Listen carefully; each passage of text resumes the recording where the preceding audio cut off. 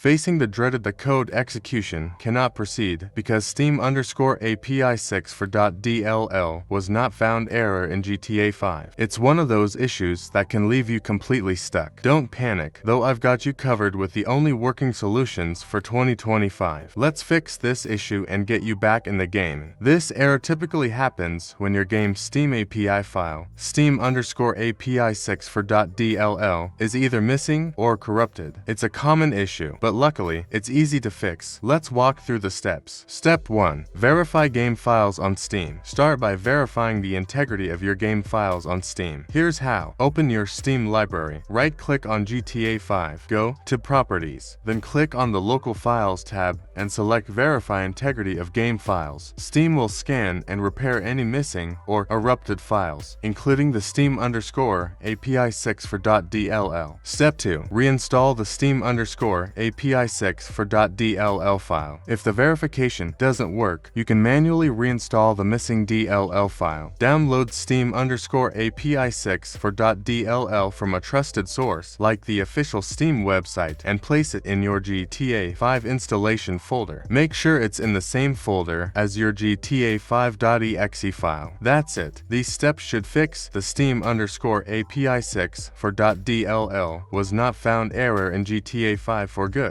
Try them out, and you'll be back to cruising in Los Santos in no time. If this helped, don't forget to like and subscribe for more gaming tips and error fixes. See you next time.